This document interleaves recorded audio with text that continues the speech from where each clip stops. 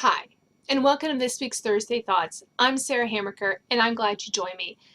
Today I have a confession to make. I'm a terrible mother.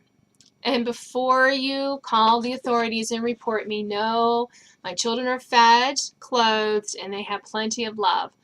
But unfortunately, or maybe fortunately for me, I'm not quite sure, there are days when I fall way short of today's definition of a good mother. I don't spend a ton of time with my children, and actually they think that's pretty fine. I don't correct their homework, and again, they're pretty fine, and I don't obsessively check my high schoolers' grades, and I have no really intention of doing that. At times I get annoyed when they interrupt me.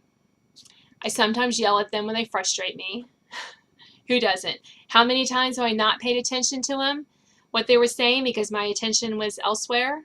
Probably more times than I really want to think. How many times do I pack my day with too much work and end up too tired to really have meaningful interactions with them? Well, again, way more than I want, and I've tried to get better about that. But we as mothers and women have a tendency to set the bar so high it's nigh on impossible to reach it. We tell ourselves that if we don't bake cookies from scratch, or don't pay close enough attention to the babblings of the 2-year-old, or don't fill in the blank, our children will not be happy, healthy, and have a good life. It sounds ridiculous, doesn't it? But how many of us really believe that? I bet a lot of people watching this video, you've had similar thoughts, right? Here's when I realized that I was a good mother or a good enough mother, but I was not the best mother. When my oldest was a toddler, she's now 16, so this was many years ago, we went to the park on one of the first warm spring days. She had on a short sleeve shirt, probably for the first time that year. As we walked to the playground, I looked around at the other mothers who were arriving with their children, and I kid you not, every single one of them had whipped out a tube of sunscreen and were slathering on their child's faces and arms. My daughter looked at me and she's kind of asked if she needed sunscreen. I told her no and go play, but in that moment, I felt like a bad mother. I also felt like a bad mother when her younger sister was a toddler and she fell and scraped her knee. We were walking to a children's program, and I didn't have any Band-Aids with me. I didn't have a first aid kit. We were walking. I remembered water bottles, maybe.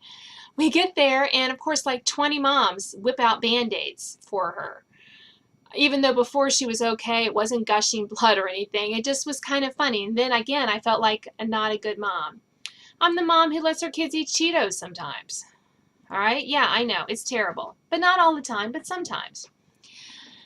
When we fall into this mindset that we're not good enough mothers, that our parenting styles and our life is not up to par with the rest of the world. We're not giving our kids enough opportunities. We're not doing XYZ, fill in the blank again.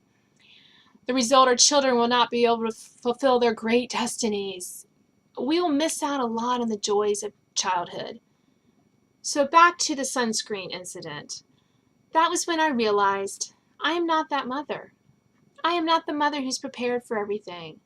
However, I am the mother who gives kisses every day, who tells her child that she loves her, who reads to them and puts a priority on reading, not they reading, but books and love of learning over academic success, who cares that our children know their manners and how to get along with the world more than whether they play soccer on a really important team.